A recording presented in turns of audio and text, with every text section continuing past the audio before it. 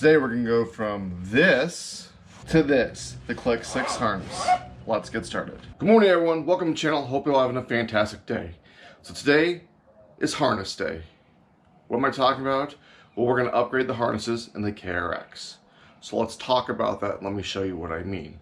So first of all, what kind of seat belts or harnesses does it come with? Let's look. In most UTVs is a 3-point. 1, 2, 3, right there.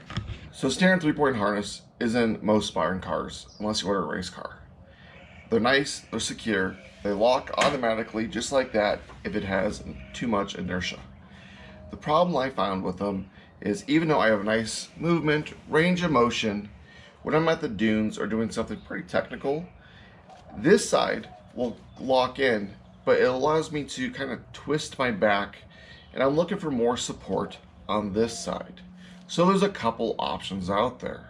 So let's look at the first option if we're going to delete the factory 3-point harness. So the next option is to add something like I did in the Pioneer, where I have a harness bar and a nice 4-point harness, which you have one at the top of each shoulder and then at the bottom on both sides, just like your typical safety belt. The problem I have with this current 4-point harness is it's on a bench seat. It's not really a racing seat. And the other thing is it holds you in really tight, but you really can't move once you get strapped in. So if you need to reach something on the other side of the cab or way up on the dash, it really limits that. So there's another option out there. So the other option out there as well, it's called the Click 6 harness. Now most manufacturers are listening to the customers and they're not coming with the 3-point harness anymore. There's an option like in a Kawasaki to have the Click 6. So in some models it is standard. But because I ordered the base model, it's an upgrade for me, and I wanted to experience the difference. So let's go ahead and let me show you what it looks like. There it is, in all of its glory. It comes with a box with 2 more boxes and some braces. So let's go ahead and get this thing unpacked. All right, to unbox this, got a bag of bolts with the instructions. You'd open this up. You have your 2 harness bars.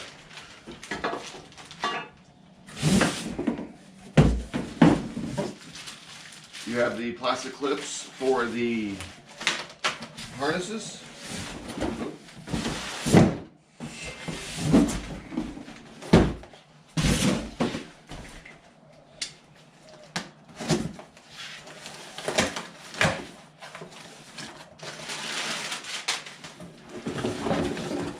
And the harnesses. This is the passenger side. Is there some heft? I mean, this is not light. Here's your seatbelt retractor. I mean, this is, wow, much heavier duty than I thought. So let's go ahead and let's get this installed. So first thing that you need to do is remove your seat. Now, I'm not gonna show you how to do that because it's pretty easy. But one thing I will remind you is this bolt right here, the back one towards the center, is the shorter of the bolts. And as you can see, the other 3 are this longer and this one is shorter. So if you get confused, you can go ahead and put that back in.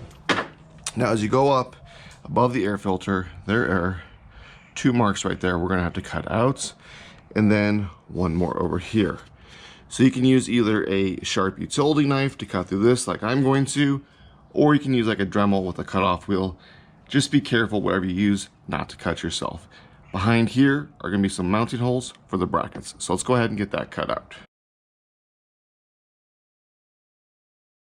Alright, utility knife's taking too long. Let's get this thing out. I only have a fiber blade, so let's see how it does in the plastic.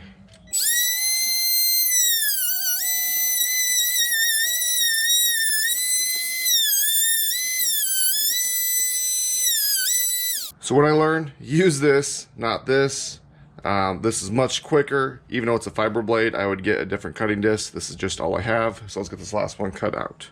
So everything is cut out. Let me show you what it looks like. It's not the prettiest, honestly. It's a lot thicker plastic than I thought.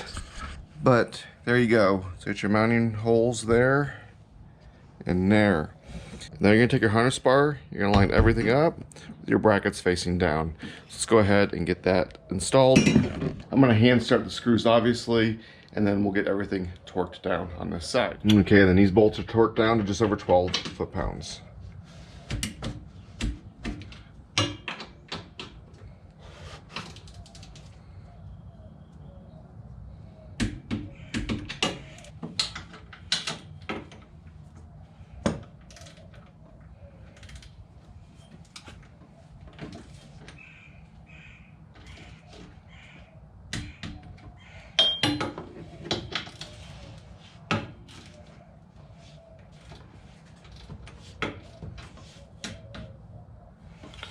Okay, next step. Now that you got the top harness bar on, you get to remove the old seat belts. You could remove it first, but you got this bolt right here, and then that bolt and that bolt. So to get to those two, I just have a ratchet. You are gonna have to take these pop rivets out to get to this cord here, and that's your seatbelt override. You can see it's right, camera showing that white piece right there is where I gotta get to. So let's go ahead and take those out. So now that my seatbelt's out, all I have to do is unplug the seatbelt override, and let me show you. So it's down here. I didn't even take the center console off. You could just pull it out, push this in on this side. So I can do it one-handed. Okay, so I'll take this out. But right there. So the bolt that's there, and holding the retractor in are 17s. The one up here on the B pillar is a 14. And then I did remove this piece to get into this bolt right there. So now it's time to put the Click 6 in. So to install the driver's side, you're gonna grab the driver's side one, and how you know that, like I said in the beginning, is you will have the plug on there. Now, the two bolts you pulled out of the side of the old seat belts, you are going to reuse. It'll give you some new hardware for the front bottom pieces, and then on your retractors, the bolts already threaded in. You're gonna go ahead and remove these so we can install them on the harness bar. So the easiest way to do this is just to go ahead and take your harness and set it in. So the retractor has this pin right here, the camera's showing it, that goes in this hole here, and then the stud's gonna go through the bottom. So you're gonna go ahead and we'll get this started on here.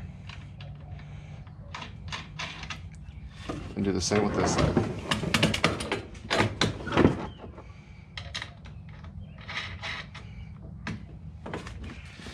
Now, these bolts here are torqued down to 34 foot-pounds. So let me get my torque wrench, get everything set up so we can torque those down.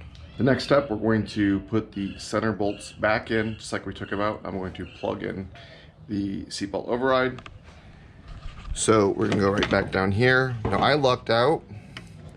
I didn't have to remove the center console because mine came out. You may have to.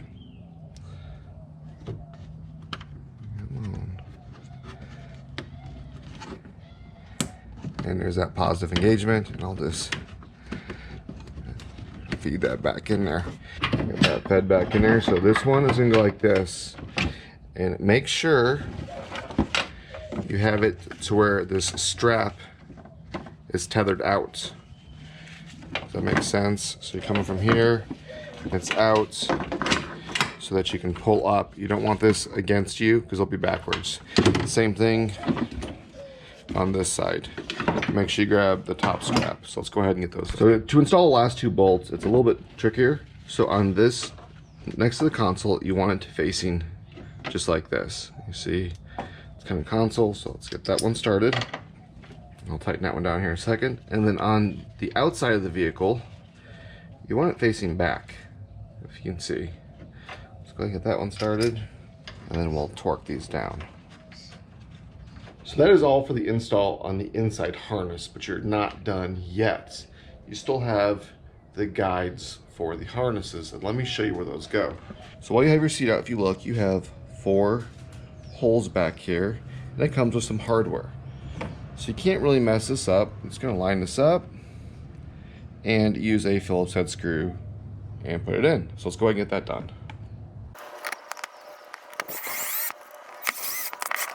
So now I just need to install the seat back into the KRX and adjust the Click 6 harness. While I'm at that, I'll go ahead and I will install the passenger side, and then I will show you the final result. And that's it. Installing a Click 6 harness is just as easy as that. I actually did the passenger side without removing the seats in probably a total of 20 minutes. Couple key things to remember here. One, using a sharp utility knife to cut that back plastic is going to take you forever. Get a small Dremel, something with a cutoff wheel. It goes much quicker, and then I took the utility knife just to clean up the edges pretty much. Cut on the outside of the box. So those boxes that, you know, the outline where it shows you, cut on the outside. If you cut on the inside, you're just gonna be trimming it. And I still had to trim it even though I cut on the outside of the box. and then take your time and torque everything down. You go to the Kawasaki website and it gives you all the torque specs on the instructions. So let me give you one more look at it. It is nice because the bottom is nice and taut, and then the front or the top will move as needed. One thing to remember when you're installing these, make sure your orientation is correct, especially these side ones. I actually messed that one up and had to redo it. But again, I did this whole passenger side install without removing the seat, to include putting these on. It took me about 20 minutes there. This first seat took me about 40 minutes. But that's because I was trying to use that utility knife. So I hope you learned something. I hope you get out there, you ride, you stay safe. This is gonna be a great asset to the KRXs. I wish they all came this way stock and it wasn't such an expensive upgrade. So don't forget to like, share, subscribe, and until next time.